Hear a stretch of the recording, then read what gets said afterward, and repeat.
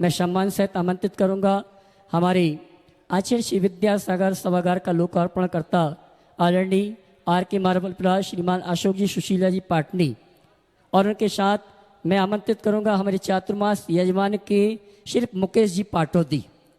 परिवार का कोई भी सदस्य नहीं आएगा। निवेदन करना चाहूँगा, आज हमने पूरे सम्मान के साथ मांगलिक क्रिया के लिए निवेदन किया है आर के मार्बल परिवार से। भैया श्रीफल पहुँचाएँ पवन जी। और मैं आमंत्रित करूँगा हमारे अशोक जी सुशीला जी पाटनी श्रीफल चाके गुरुवर का आशीर्वाद प्राप्त करें। हमारे यजमान महोदय मुकेश जी पाटोदी के साथ आएंगे, श्रीफल चाके गुरुवर का आशीर्वाद प्राप्त करेंगे और जोरदार ताली बजाकर सम्मान करें जिन्होंने आज आचार्य श्री विद्यासागर सभागार का उद्घाटन करने का सौभाग्य प्राप्त किया है। सदगुरुवर और आइए चलते हैं।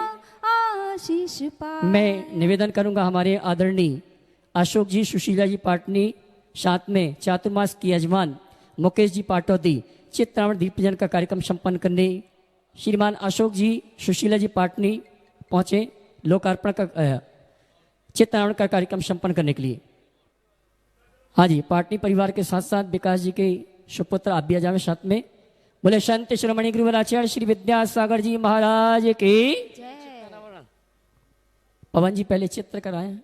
विद्यासागर जी गुरु महाराज पधारो मारे आंगनिया।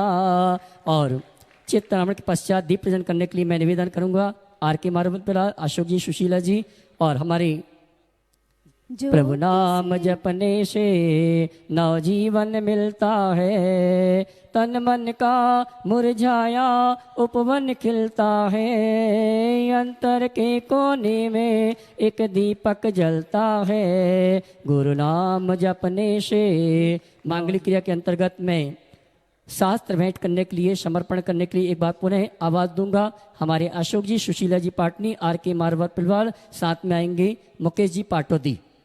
आइए शास्त्र भेंट करने के लिए शास्त्र लेके आए।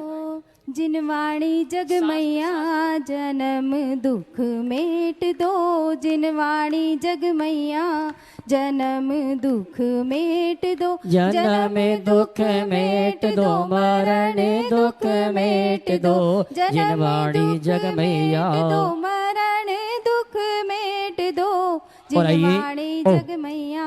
हमारे अशोक जी सुशीला जी पाटनी व्रती परिवार किशनगढ़ आर के मार्बल जैन समाज के भामा सहाय परम पूज्य मुनि संघ के कर कमलों में शास्त्र भेंट कर रहे हैं। साथ में हमारे चातुर्मास के यजमान मुकेश जी पाटो देवी शास्त्र भेंट कर रहे हैं। और पुनः एक बार आमंत्रित करूंगा हमारे अशोक जी सुशीला जी और मुकेश जी को परम पूज्य मुनिवर की चरण वंदना पाद प्रक्षालन के रूप में।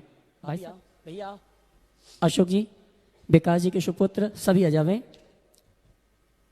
तेरे चरणों की धूल बाबा चंदन गुलाल बने, जिसने भी लगाई मस्तक उसकी तकदीर बने। तेरे चरणों की धूल बाबा चंदन गुलाल बने। और आइए हमारे बीच में भूतपूर्व जज हाईकोर्ट इंदौर पीठ जेके जैन साहब, भूतपूर्व कमिश्नर जेके जैन साहब और बेंगलोर से जेके जैन साहब, ये तीनों भाई हैं। श्रीफल चाके गुरुवर का आशीर्वाद प्राप्त करेंगे। आइए और आइए मैं आमंत्रित करूंगा जेके जैन साहब, भूतपूर्व जज हाईकोर्ट जेके जैन साहब, भूतपूर्व कमिश्नर जेके जैन साहब बेंगलोर। और मैं कहना चाहूँगा ये चारों भाई जेके जैन साहब हैं। ताली बजाकर इनका सम्मान करें। और आइए चलते हैं, समय हो चुका है मंगल प्रवचन मंगल उद्बोधन का। पारस चैनल, जिनवाणी चैनल और प्रमाणिक के माध्यम से जो इस कार्यक्रम को देख और सुन रहे हैं, और यहाँ पर उपस्थित समस्त श्रावक श्राविकाओं का धर्म प्रभावना समिति के साथ साथ सकल जैन समाज इंदौर हार्दिक अभिनंदन स्वागत करता है। और चलिए प्रातःकाल की वेला में हम परम पूज्य मुनिवर के श्रीचरणों में नमन करते हुए आशीर्वाद प्राप्त करेंगे और निवेदन करेंगे मंगल प्रवचन मंगल उद्बोधन के लिए दोनों हाथ जोड़ लेंगे, बोलेंगे हे मुनिवर नमोस्तु, हे गुरुवर नमोस्तु, हे मुनिवर नमोस्तु। नमो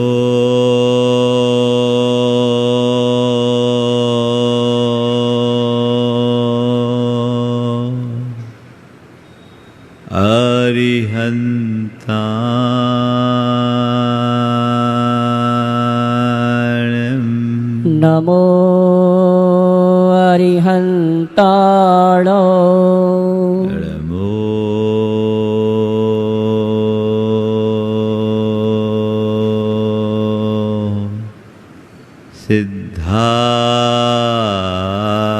सिद्धाणम् नमो सिद्धाण नमो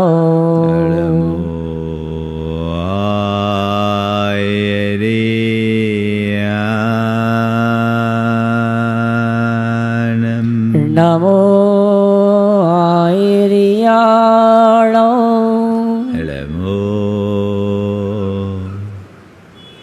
उवध्यायाय नमो उवध्यायाण नमो लोये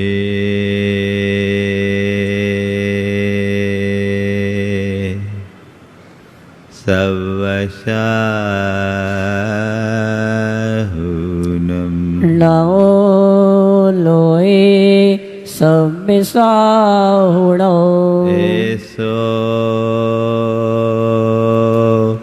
पंचणमोयारो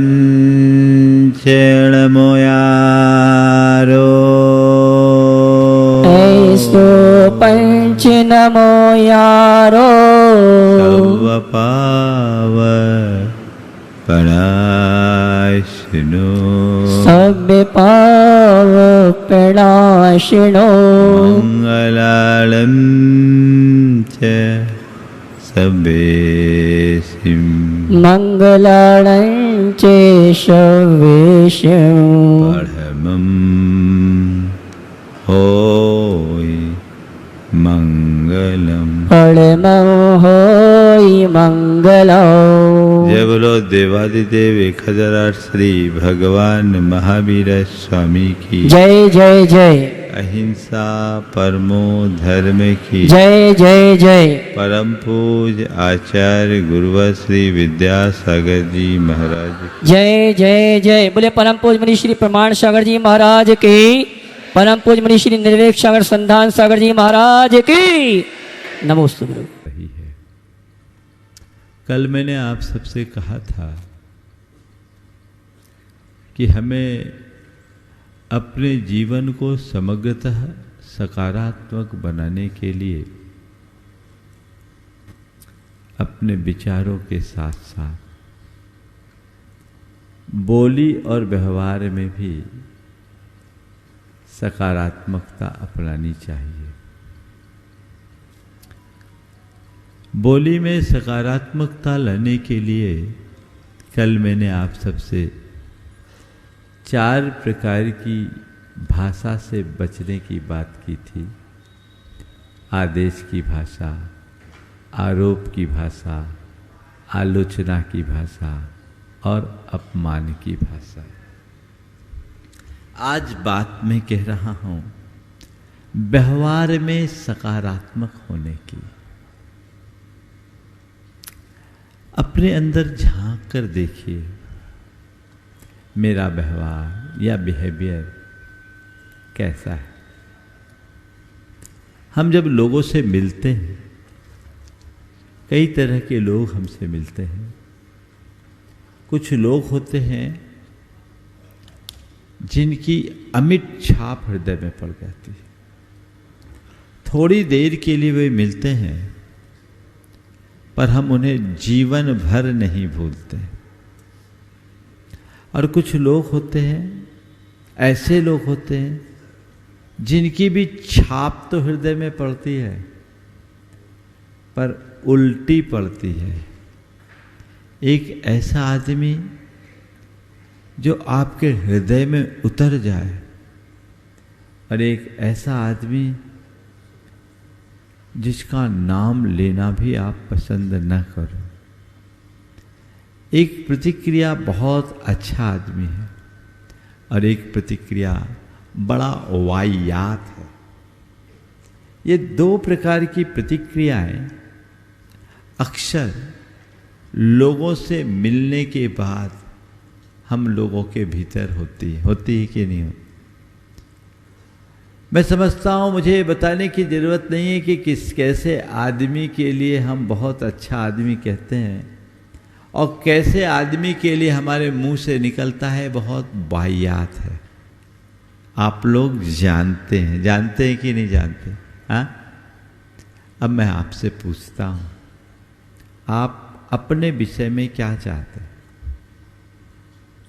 क्या चाहते हैं जिससे भी हम मिलें लोगों के ऊपर उसकी एक अच्छी छाप पड़े? यही चाहते हैं ना? तो लोगों के ऊपर एक अच्छी छाप पड़े तो उसके लिए मुझे क्या करना होगा? मुझे अपने व्यक्तित्व को पूरी तरह से सकारात्मकता से भरना पड़ेगा। जब मेरी सोच सकारात्मक होगी, मेरी भाषा में सकारात्मकता होगी और मेरे व्यवहार में सकारात्मकता होगी, तब मेरा हर किसी के हृदय में सकारात्मक प्रभाव पड़ेगा। देखना है। सोच और बोली की बात तो मैंने आप सबसे कई दिनों तक की। आज व्यवहार का क्रम है। अपने व्यवहार को परखिए। 4 बातें आज के संदर्भ में। नंबर 1, विनम्रता, पोलाइटनेस। नंबर 2, सुसंस्कारिता। नंबर 3, शालीनता। और नंबर 4, सौहार्द। विनम्रता, सुसंस्कारिता, शालीनता और सौहार्द। हमारा जिस किसी से भी संबंध हो, हमारे प्रत्येक व्यवहार में ये बातें दिखनी चाहिए। अब जब कभी भी हम विनम्रता की बात करते हैं तो प्रायः हमारा ध्यान ऐसे व्यक्ति के प्रति जाता है जो हर किसी का आदर करता हो, हर किसी का सम्मान करता हो, हर किसी की विनय करता हो, हर किसी के आगे नत होता हो। निश्चित ये विनम्रता के लक्षण है, पर विनम्रता इतने तक सीमित नहीं है। विनम्रता का मतलब बड़ों का बहुमान करना मात्र नहीं है। विनम्रता का अर्थ छोटों का मान रखना भी है। मेरे भीतर एक विनम्र व्यक्ति है या नहीं, इसकी जांच या परख हम कैसे करें? तो मुझे अपने अंतर में उतर करके देखना होगा कि मेरे सामने आने वाले व्यक्ति के प्रति मैं कैसा व्यवहार करता हूँ। बड़ों के प्रति नत होता हूँ, ये तो अच्छा है ही, पर मेरे पास आने वाला छोटा भी अपने आप को छोटा तो महसूस नहीं करता। मैं उनका मान रखता हूँ कि नहीं, ये हमें परखना है। प्रायः बड़े लोगों में ये देखा जाता है कि उनको अपने बड़प्पन का अभिमान हो जाता है और वे सदैव इस बात की अपेक्षा रखते हैं कि छोटे मेरा मान करे। पर भाई, छोटे बड़ों का मान करे, पर बड़े भी तो छोटों का ध्यान रखे। जब तक आप ऐसा नहीं करेंगे तो सही मान भी नहीं मिलेगा। चाहे घर परिवार की बात हो, समाज व्यवहार की बात हो, या जीवन का कोई भी क्षेत्र क्यों ना हो, हमें चाहिए कि अपने व्यवहार में इस बात को ध्यान में रखे। एक बार मुझसे पूछा गया, महाराज से बड़े आदमी की क्या पहचान? शंका समाधान में पूछा, बड़े आदमी की क्या पहचान? आपसे अगर मैं ये सवाल करूं तो आप तो यही बोलोगे कि बड़ा आदमी वही है जिसके बड़े ठाठ हो। जिसके बड़े ठाठ हो उसको बड़ा आदमी माना जाता है। जब मुझसे पूछा गया कि बड़ा आदमी की क्या पहचान, तो मैंने उससे केवल इतना ही उत्तर दिया, बड़ा आदमी वही है जिसके पास आने वाला कोई आदमी अपने आप को छोटा महसूस ना करे। जिसके पास आने वाला कोई भी व्यक्ति अपने आप को छोटा महसूस ना करे, वो बड़ा आदमी है। दरअसल बड़े का बड़प्पन इसी में है कि उसके पास आने वाला छोटा भी अपने आप बड़ा बन जाए। और ऐसे व्यक्ति के संपर्क में आने वाला हर व्यक्ति उसका अजीज होता है। आज संयोग अशोक जी, सुशीला जी यहाँ उपस्थित है। मैं उनकी प्रशंसा के लिए नहीं बोल रहा हूं, लेकिन आप लोगों को प्रेरणा देने के लिए कह रहा हूं कि इनके व्यक्तित्व की ये विशेषता है, एक साधारण से साधारण व्यक्ति को भी वो उतना ही स्नेह और सम्मान देते हैं। कोई भी व्यक्ति मिले तो ऐसे व्यक्ति से मिलने वाला अभिभूत हो जाता है। एक बात सदैव ध्यान रखना, मान देने से मान मिलता है, मान चाहने से नहीं। मान सदैव देने के लिए होता है, मान दिया जाता है, लिया नहीं जाता। आप लोग इस मामले में बड़ी कृपणता रखते हो, पाना तो चाहते हो, देना नहीं चाहते। अगर आप अपने व्यवहार में सकारात्मकता को बनाए रखना चाहते हो तो विनम्रता को अपने जीवन का आदर्श बनाइए। और विनम्रता को जीवन का आदर्श बनाने का कुल मतलब ही इतना है कि औरों को मान देना सीखिए, चाहे वो बड़ा हो अथवा छोटा, चाहे विशेष हो या सामान्य, उसका मान रखिए। परिस्थिति किसी मनुष्य को छोटा बड़ा भले बना दे, लेकिन अंतरंग से देखा जाए तो तत्वतः सबकी आत्मा समान है। देखिए, व्यवहार में जिसकी सकारात्मकता होती है उसका जीवन कैसा होता। मैंने एक बार पढ़ा, विश्वनाथ आनंद का नाम तो आपने सुना होगा। कौन है? शतरंज का सितारा। वो ट्रेन में यात्रा कर रहे थे, फर्स्ट क्लास में उनकी सीट थी, अपनी जगह बैठे। एक बुजुर्ग मारवाड़ी दादाजी सामने के सीट पर बैठे थे।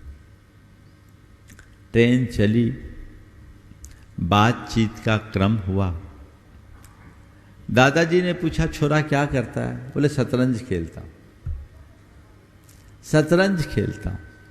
अब जैसे कि हमारे बुजुर्गों की आदत होती है, उनने उपदेश देना शुरू कर दिया, तेरे जैसा तेजस्वी छोरा शतरंज खेल के पूरा समय खराब कर देगा, तो कोई अच्छा बिजनेस किया कर। और वो जितना उपदेश देना था दे दिए।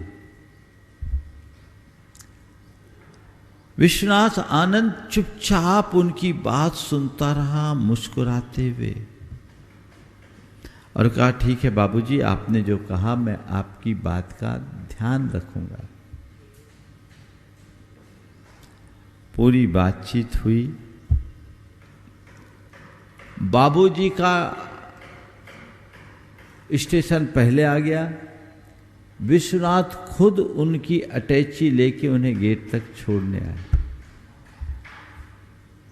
वापस जब अपनी सीट पर आए, उनके साथ उनका एक मित्र भी था। उसने कहा ये क्या हुआ? वो आदमी तुम्हें इतनी बातें बोलते रहे, तुमने उनको अपना परिचय क्यों नहीं दिया? तुमने उनको अपना परिचय क्यों नहीं दिया? विश्वनाथ जी ने जो बात कही, उन्होंने कहा नहीं, बुजुर्गों की बात काटना उनका अपमान है, ये मेरे संस्कार में नहीं है। बुजुर्गों की बात काटना उनका अपमान है, ये मेरे संस्कार में नहीं है। कहा ठीक है, तुमने बात नहीं काटी, ये समझ में आ गई, लेकिन जब उन्हें छोड़ने गए तभी अपना परिचय दे देते कि मैं विश्वनाथ आनंद हूं।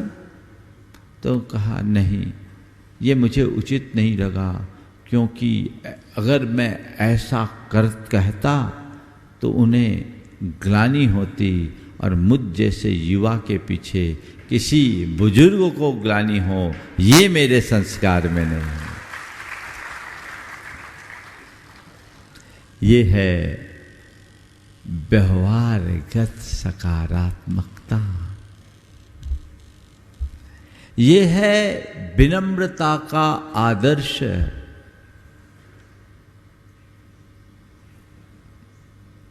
आप कर सकते हैं यदि आप अपने जीवन व्यवहार के प्रति सकारात्मक रहोगे तो ये झलकेगा, हर स्थिति में झलकेगा।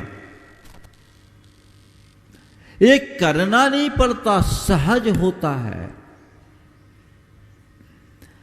महान व्यक्ति के व्यक्तित्व की कुछ ऐसी विशेषता होती है कि ये सारे सद्गुण स्वाभाविक रूप से प्रकट होने लगते हैं। हमें इसका ख्याल रखना। विनम्र होने का मतलब है सबके सम्मान का ख्याल रखना, और यदि कदाचित हमारे प्रति कोई बुरा व्यवहार भी कर दे, अपमान भी कर दे, तो उस अपमान को भी सहजता से स्वीकार कर लेना।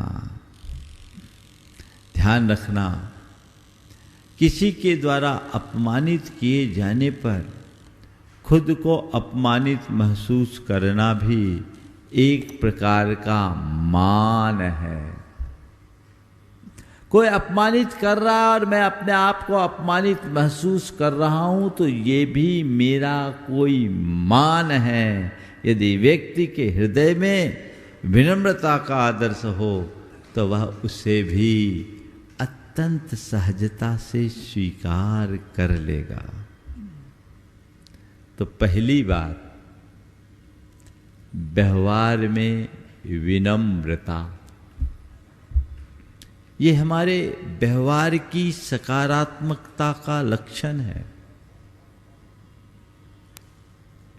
हमारे गुरुदेव ने एक बहुत अच्छा हाइकू लिखा, बड़े छोटे पे वात्सल्य विनय से एकता पाए। बड़े छोटे पे वात्सल्य विनय से एकता पाए। बड़े छोटे पे वात्सल्य लुटाए, छोटे बड़ों की विनय करे, एकता अपने आप आ जाएगी। यही व्यवहारगत सकारात्मकता है।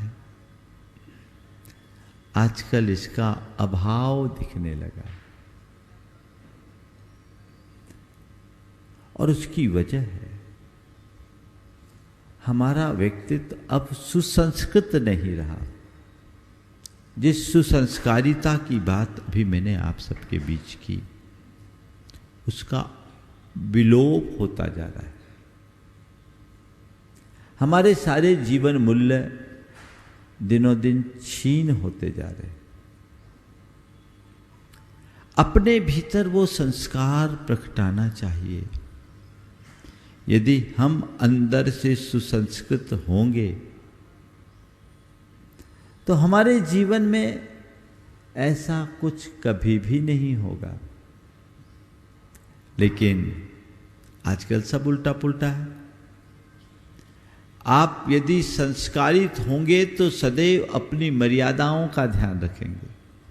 आप यदि संस्कारित होंगे तो हमेशा अपनी सीमा को ख्याल में रखेंगे और आपकी मर्यादा का बोध, आपकी सीमा का ख्याल आपको, आपके व्यवहार को अपने आप संतुलित कर देगा और मर्यादित कर देगा। कुछ लोग होते हैं जो सुसंस्कृत होते हैं, वे कई बार सामने वाले के अनुचित व्यवहार को भी चुपचाप झेल लेते हैं।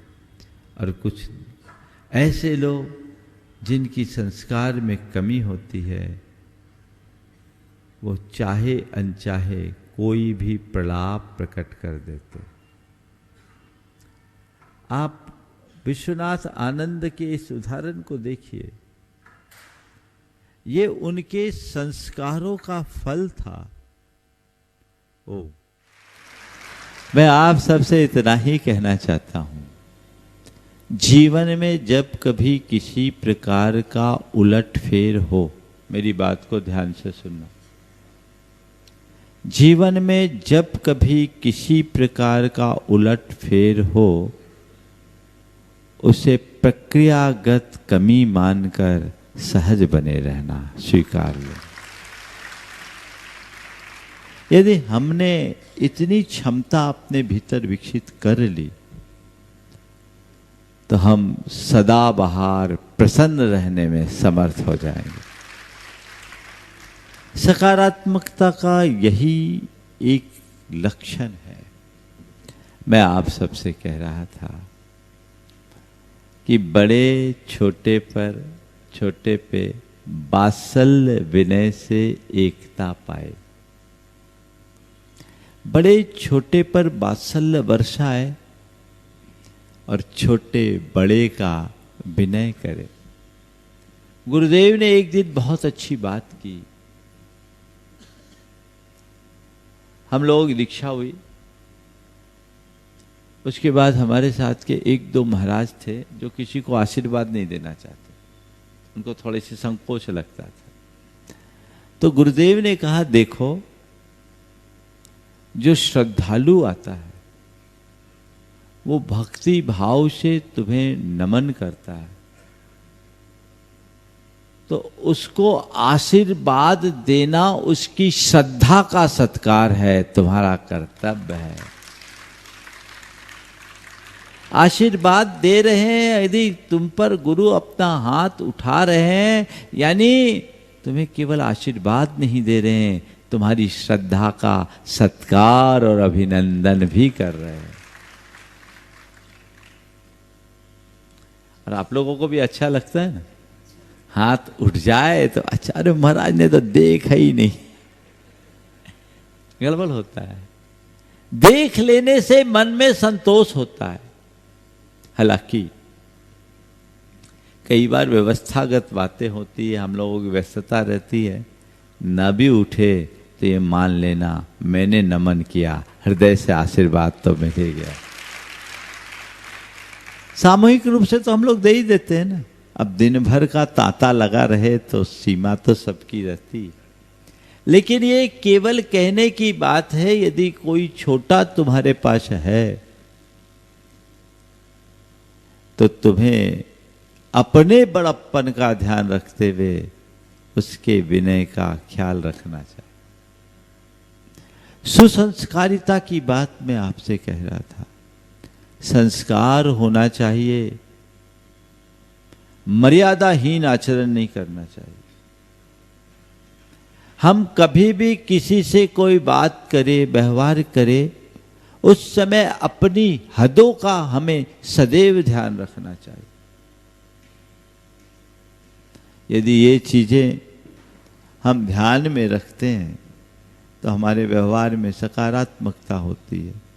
लेकिन आजकल देखने में ऐसा आने लगा कि लोग छोटे बड़े का कोई लिहाज नहीं करते और टका सा जवाब देने लगते, मामला गड़बड़ हो जाता है और कभी कभी तो बड़ी विचित्र स्थिति हो जाती। पोते ने दादी के जन्मदिन पर उसको फुटबॉल गिफ्ट किया। 80 साल की दादी और दादी का जन्मदिन, और पोता दादी को फुटबॉल गिफ्ट कर रहा है। दादी फुटबॉल देखी, बोला बेटा ये क्या मजाक कर रहा है तू? इस उम्र में कोई फुटबॉल खेला जाता है, तू मुझे फुटबॉल गिफ्ट दे रहा है? तो पोते ने कहा दादी आपने भी तो मेरे बर्थडे में मुझे माला गिफ्ट दी थी।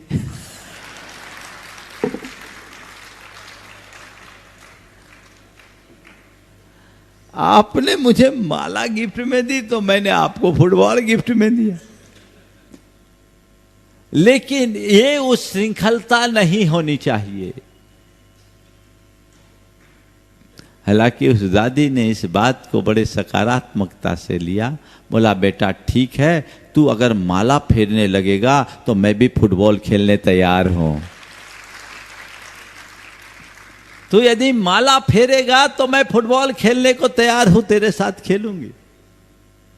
दृष्टिकोण ऐसा बनाइए जिससे जीवन में सदैव सकारात्मकता कायम रहे और जीवन को आगे बढ़ाया जा सके। ये सत्प्रयास होना चाहिए। संस्कार हमेशा अपने बना करके चलिए ताकि हमारी मर्यादाएं पल्लवित हो सके और हम अपने जीवन के क्रम को सहज रूप से आगे बढ़ा सके। यह व्यवहारगत सकारात्मकता का दूसरा लक्षण है। तीसरा क्या बोला था मैंने? शालीनता। क्या? शालीनता। उठने बैठने में अदब, झलकनी चाहिए। कोई व्यक्ति आपके पास आता है, मिलता है, अगर आपके सामने शालीनता से पेश होता है, आपको अच्छा लगता है कि नहीं? और उसकी जगह अगर उद्दंडता अपनाता है तो अच्छा लगता है क्या? बस शालीनता और उद्दंडता के इस भेद को पहचानिए।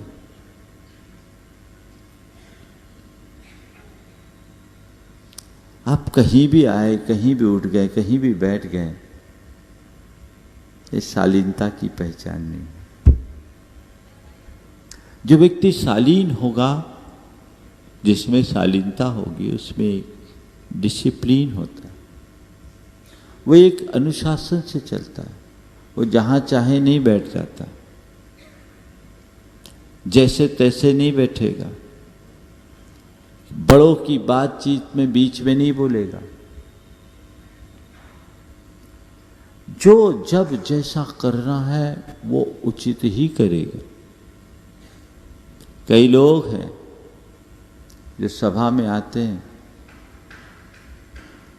और धम्म से आके बैठ जाते हैं,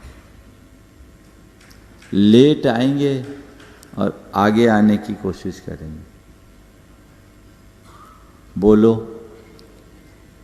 ये शालीनता के लक्षण है क्या? और ऐसा व्यक्ति जब कभी भी आता है तो लोगों को खटकता है कि नहीं? हाँ, खटकता है। ये हमारे व्यवहारगत नकारात्मकता का एक लक्षण है। हमने अशोक जी को देखा, लेट आएंगे, पीछे बैठ जाए, लोग उठा कर लाए, बात जुटी। हमें ये चीजें सीखना चाहिए। हमने ये देखा है कि हमारे लोगों में पूजा पाठ, धार्मिक क्रियाओं के प्रति तो रुझान बहुत बड़ा है,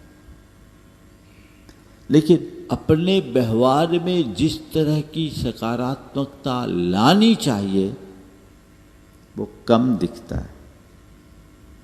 इसका दुष्परिणाम घर पर पड़ता है, परिवार में पड़ता है। आप धार्मिक होने के उपरांत भी अपने घर, परिवार और बच्चों के सामने धार्मिकता का आदर्श उपस्थित नहीं कर पाए। आप वर्षों से धर्म कर रहे हैं, लेकिन अपने बच्चों के लिए प्रेरणा नहीं बन पाए। आखिर ऐसा क्यों? कहीं न कहीं मुझ में डिफॉल्ट है। अगर मैं धर्मी हूं और धर्म कर रहा हूं, धर्म को ठीक तरीके से जी रहा हूं, तो मेरी छाप सब पर पड़नी चाहिए। मेरा व्यक्तित्व निखरना चाहिए, इस कदर निखरना चाहिए कि मुझे देख करके सामने वाला ये मानने के लिए बाध्य उठे, इससे अच्छा इंसान कोई दूसरा नहीं है। हम चाहते तो हैं कि लोग मुझे अच्छा माने,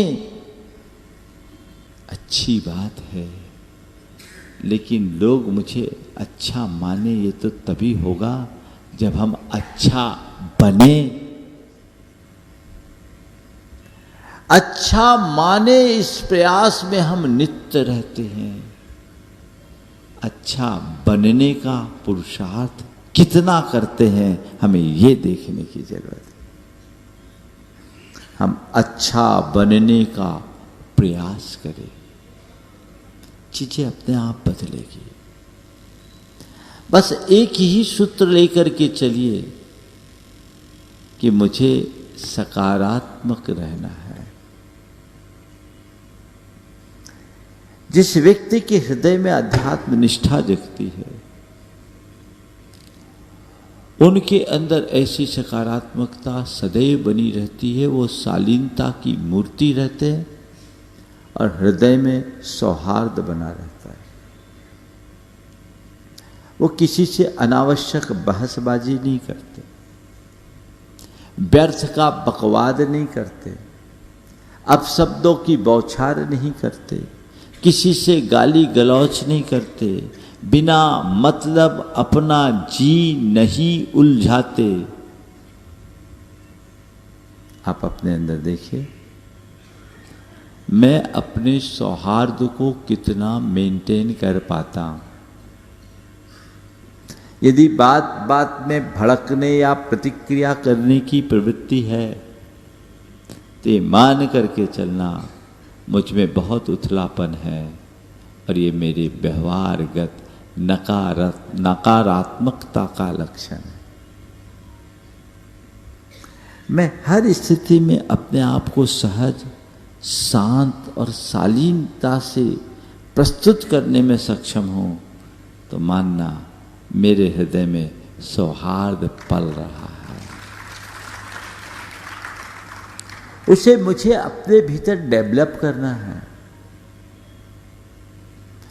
क्यों कर हम मन में अनावश्यक द्वेष पालते हैं?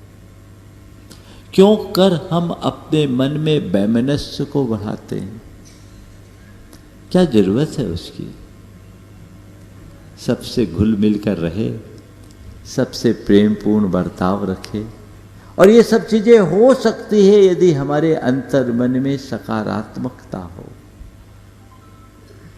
देखिए, सकारात्मकता से सौहार्द कैसे बढ़ता है। और उसका सुपरिणाम क्या आता। साहू अशोक कुमार जी, आप सब परिचित होंगे।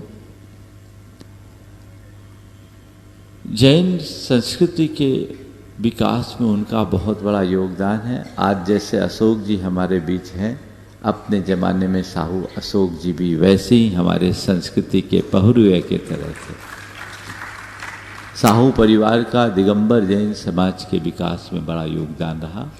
साहू शांति प्रसाद जी के बाद उस विरासत को साहू अशोक जी ने संभाला और जैन समाज को एक लंबे समय तक अपना नेतृत्व दिया। एक बार वो कोलकाता में थे। कोलकाता के बड़े मंदिर में एक बैठक थी समाज की, और कुछ लोगों ने उस बैठक में साहू जी का विरोध किया और उन्हें चूड़ियाँ दे दी, चूड़ियाँ पहनाने का प्रयास जैसा किया। आप सोच सकते हैं, साहू अशोक कुमार जी जैसे व्यक्तित्व का, उनकी उपस्थिति में बैठक चल रही है और बैठक में उन्हें चूड़ी पहनाने की कोशिश की जाए, क्या स्थिति बन सकती है? परिस्थितियां विपरीत थी। साहू जी ने कोई प्रतिक्रिया नहीं दी, वो सहज बैठे रहे। मीटिंग खत्म हुई, वो नीचे उतर के आए। भागचंद जी पहाड़िया उस समय उनके साथ थे। उन्होंने ही मुझे ये घटना सुनाई। मैं कई बार अपने प्रवचनों में ये बात उल्लेखित कर चुका हूँ। रास्ते में उनके जितने भी प्रशंसक थे, उनको अच्छा नहीं लगा। बोला, साहू जी आज बहुत बुरा हुआ, अच्छा नहीं लगा, पर आपने कुछ बोला क्यों नहीं? आज अच्छा नहीं लगा, बहुत बुरा लगा, पर आपने कुछ बोला क्यों नहीं? साहू जी ने जो बात कही वो उनके अंदर की सकारात्मकता प्रेरित सौहार्द की अभिव्यक्ति है। उन्होंने कहा, मैं क्यों बोलूं, मैं क्यों बोलता? मैं तो केवल एक ही बात सोच रहा था, उनको आश्रय हो रहा है, मेरी निर्जरा हो रही है। मैंने जब सुना तो मैं दंग रह गया कि साहू जी ये लेवल पे थे। आश्रय हो रहा है यानी उनके कर्म का बंध हो रहा है, वो कर्म बांध रहे हैं और मेरे कर्म कट रहे हैं।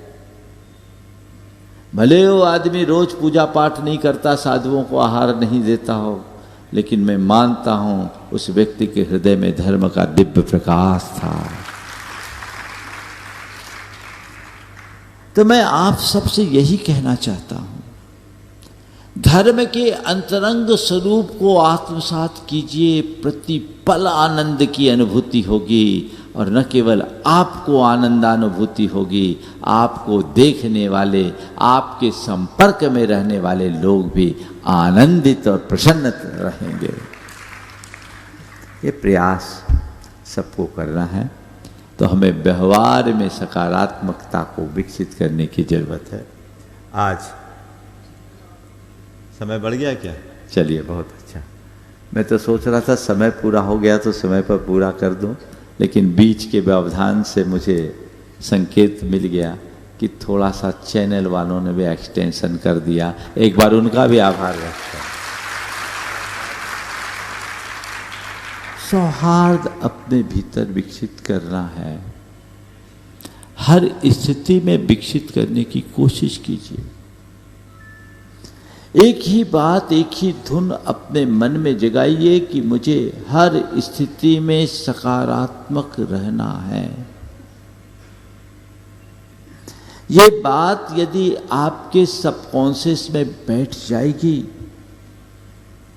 आपके जीवन और व्यवहार में आश्चर्यजनक परिवर्तन घटित होगा।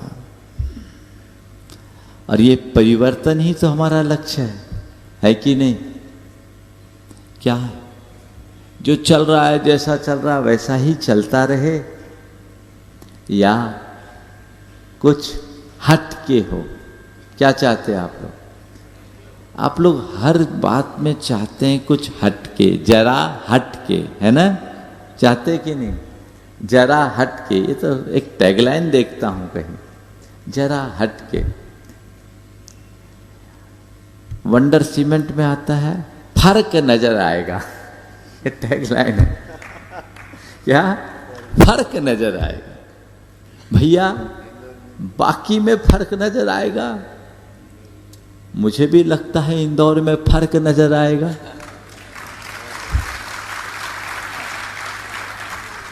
मैं कहता हूं फर्क नजर आएगा नहीं, फर्क नजर आना चाहिए। और ये बात तय मान लेना, यदि हमारी बातों को आपने आत्मसात किया तो फर्क नजर आएगा।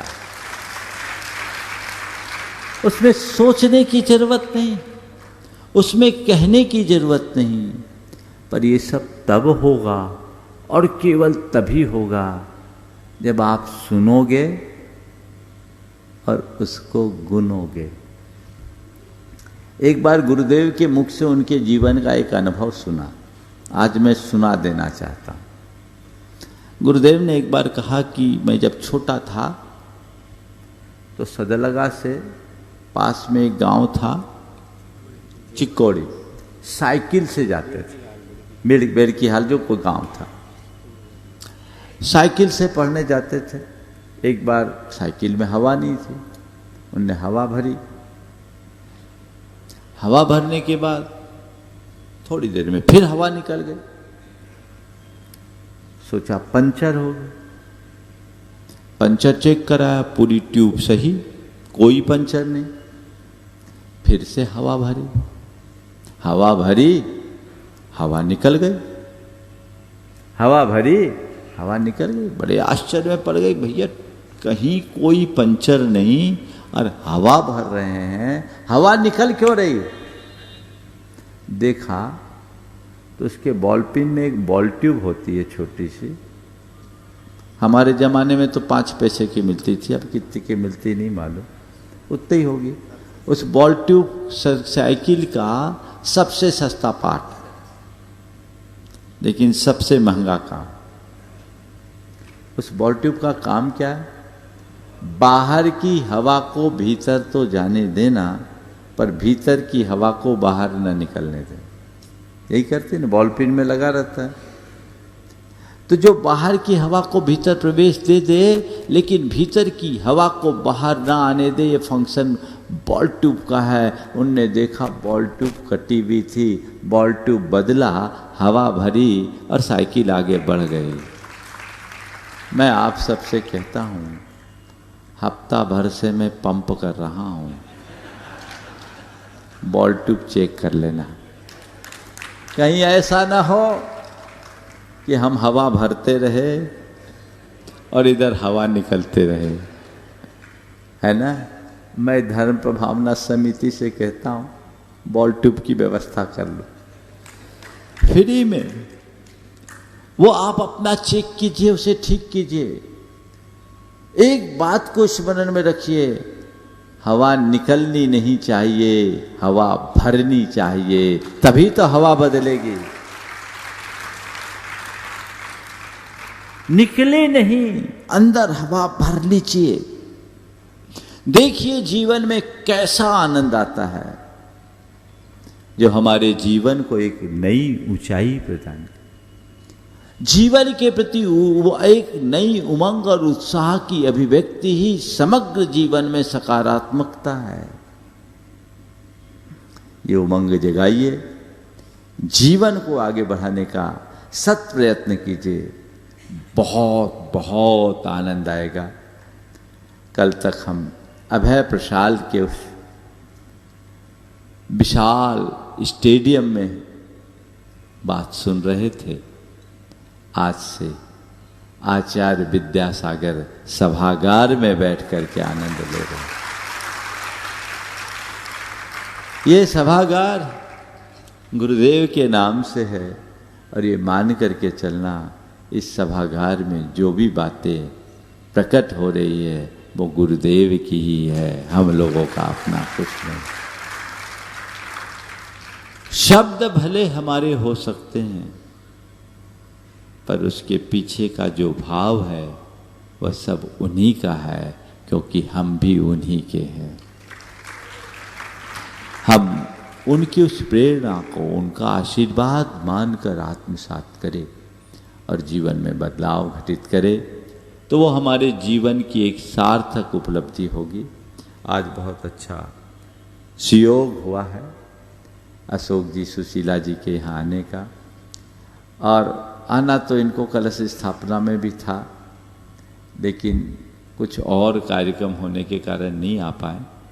पर मुझे लगता है शायद इन्हीं के निमित्त से ये मंडप अधूरा रह गया। आज इस मंडप का शुभारंभ उनके कर कमलों से हुआ। ये समझ लो आज से ही यहाँ का क्रम प्रारंभ हुआ है। इस सभा मंडप को पूर्ण तैयार होने के बाद की आज पहली देशना यहाँ पर संपन्न हुई है और आप लोग लाभान्वित हो रहे हैं।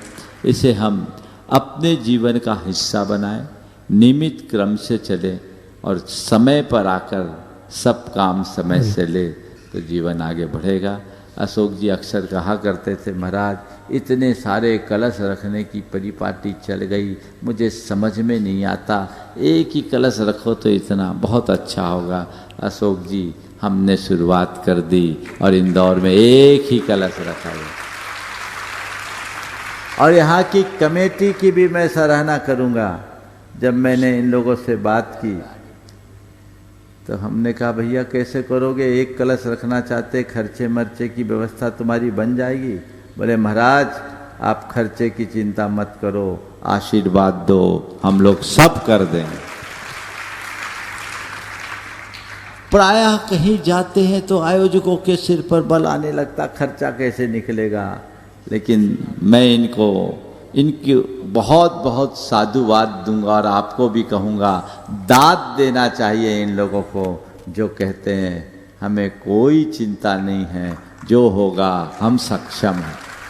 और कुछ लोगों ने मिलकर सारी बात कर ली और कह दिया हमें दान की अपेक्षा नहीं है, योगदान का स्वागत है। एक बड़ी स्वस्थ और सकारात्मक परंपरा की शुरुआत इंदौर से हुई है। इसलिए मैं कहता हूँ फर्क नजर आएगा, आकर तो देखो, फर्क नजर आए। ये परिवर्तन होना चाहिए, इसकी शुरुआत हो, बहुत अच्छी बात है। हम अपने जीवन में वही सकारात्मकता को घटित करें और ये मान करके चलिए इस चातुर्मास मेरा एक ही विषय है, वह है सकारात्मकता। और हम अपने जीवन में एक ऐसी सकारात्मक परिवर्तन की शुरुआत करें जो हमारे जीवन को धन्य कर सके। आज से महाराज श्री की जैनम श्री की कक्षा भी प्रारंभ हुई। युवाओं ने बहुत उत्साह के साथ उसमें भागीदारी की। मेरे कक्ष में आके बोला महाराज बेसिक पढ़ा रहे, बहुत अच्छा लग रहा है। बहुत अच्छी बात है, आप इसका लाभ लेते रहें। और महाराज जी ने बाल शिक्षण शिविर भी शुरू किया। बहुत अच्छे से समाज का हर वर्ग लाभान्वित हो रहा है। आप लोग इसी तरीके से लाभान्वित होइए। आने वाले दिनों में अन्य कार्यक्रमों की भी सूचना आप सबको मिलेगी। बहुत जल्दी युवाओं के लिए एक खास कार्यक्रम हम तय कर रहे हैं। 1-2 दिन में आपको उसकी सूचना मिलेगी, जो हम समाज के युवाओं में एक नई चेतना जागृत करने के लिए करेंगे। आप सब लाभान्वित हो। और आज दोपहर में जो गोमट सार और समय सार की कक्षा लगती है, ठीक 3 बजे से इसी स्थान पर लगेगी। मंच पर बैठ कर के हम लोग लाभ लेंगे। अब आज यहीं पर विराम देते हैं और पुनः मैं कहूँगा एक बार अशोक जी और सुशीला जी का जोरदार अभिनंदन कर दीजिए। अभी वो शाम की भी सभा में रहेंगे जहाँ और बातें होगी। बोलिए परम पूज्य आचार्य गुरुवर श्री विद्यासागर जी। जय जय।